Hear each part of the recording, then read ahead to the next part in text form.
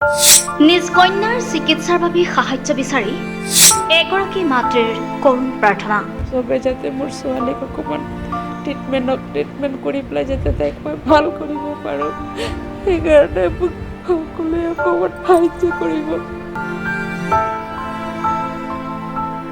সৰুপথাৰ নগৰৰ ২ নং ৱাৰ্ডৰ এগৰাকী যুৱতী, নাম কাবেৰী দে। যুৱতীগৰাকী বহু দিন ধৰি বিভিন্ন ৰোগত আক্ৰান্ত হৈ আছে। পৰিয়ালৰ লোকে কাবেৰীৰ চিকিৎসাৰ বাবে সৰ্বোচ্চ উজাৰি দিও তাইক সুস্থ কৰি তুলিব পৰা নাই। বৰঞ্চ কাবেৰীৰ স্বাস্থ্য দিনক দিনে অধিক অসুস্থ হৈ পৰিছে। কাবেৰীৰ বৃক্ক ৰোগত আক্ৰান্ত হোৱাৰ লগতে দৃষ্টিশক্তিও কমি গৈছে। প্ৰায় 1 বছৰ ধৰিয়ে বেমাৰত ভুগি আছে, কিডনীৰ প্ৰব্লেম, চকুৰে নেদেখা হৈছে।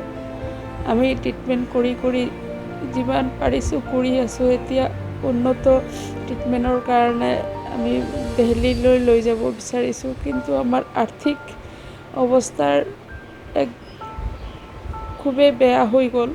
চবে যাতে মোৰ ছোৱালীৰ ভালৰ কাৰণে, তাইৰ সুস্থৰ কাৰণে সহায় কৰে মোক। সৰুপথাৰ, গোলাঘাট, ডিমাপুৰ, গুৱাহাটী ইত্যাদি বিভিন্ন স্থানত চিকিৎসা কৰিও কাবেৰী সুস্থ হৈ নুঠাত পৰিয়ালৰ মাজত এক শোকাকুল পৰিৱেশৰ সৃষ্টি হৈছে। সেয়ে পৰিয়ালৰ লোকে কাবেৰীৰ উন্নত চিকিৎসাৰ বাবে ৰাইজৰ পৰা অকণমান সহায় বিচাৰি কৰজোৰে প্ৰাৰ্থনা জনাইছে। কোনো সদাশয় লোকে দুৰ্ভগীয়া পৰিয়ালটোৰ এই কঠিন পৰিস্থিতিত অকণমান যদি সহায় কৰিব বিচাৰে তেন্তে সৰুপথাৰ ষ্টেট বেংক শাখাত থকা কাবেৰীৰ একাউণ্টত আৰ্থিক সহায় কৰিব পাৰিব।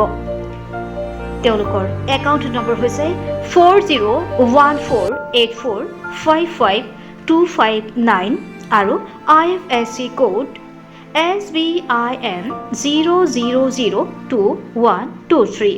সকলোৰে ওচৰত প্ৰাৰ্থনা জনাইছোঁ। আমি পইচা পাতিৰ যোগাৰৰ কাৰণে ইমান সোনকালে যাব পৰা নাই, কিন্তু তাইক এই 1 সপ্তাহ 10 দিনৰ ভিতৰতে লৈ যাম বুলি আমি চিন্তা কৰি আছোঁ। লগতে ভিডিঅ' দিয়া QR কোডত সহায় কৰিব পাৰিব। ইয়াৰ উপৰি কোনো সদাশয় লোকে পৰিয়ালটোৰ লগত যোগাযোগ কৰিব বিচাৰিলে 8721903774 এই মোবাইল নম্বৰত যোগাযোগ কৰিব পাৰিব। যোৱা মাৰ্চ মাহৰ পৰা কিডনী প্ৰব্লেম আৰু চকুৰ প্ৰব্লেমত বহুত কষ্ট পাই আছে। তো ইমান দিন বহুত গুৱাহাটী এপেলতো লৈ যোৱা হৈছিলে, তাৰপিছত চেন্নাইতো যোৱা হৈছে। তাৰপিছত আপোনাৰ লাষ্ট চকুৰ ট্ৰিটমেণ্টৰ কাৰণে আমি যোৰহাট লৈ গৈছিলোঁ। চবে কৈ আছে যোৰহাট লায়ন্স ক্লাবত লৈ যাবলৈ, তাত গ'লে অপাৰেশ্যন কৰিলে চাগে ভাল হৈ যাব। তাৰপিছত তাতো লৈ গৈছোঁ। যিজন ডক্টৰ আছে, ডক্টৰ ভাৰ্গৱতী, তেওঁ কৈছে যে অপাৰেশ্যন কৰিব লাগিব। তাৰপিছত 1 মাহৰ পিছত ডেট দিছিলে। তাৰপিছত 1 মাহৰ পিছত ৰেটিনা ডক্টৰ আহিলে, কৈছে যে অপাৰেশ্যন কৰিলেও এইটো ছাকচেছফুল নহ'ব, ফাৰ্ডাৰ ট্ৰিটমেণ্টৰ কাৰণে বাহিৰত যাবলৈ কৈছে। তাৰপিছত এতিয়া চবতকৈ ডাঙৰ প্ৰব্লেম হৈ গ'ল, তাই চকুৰে ট'টেলি নেদেখা হৈছে।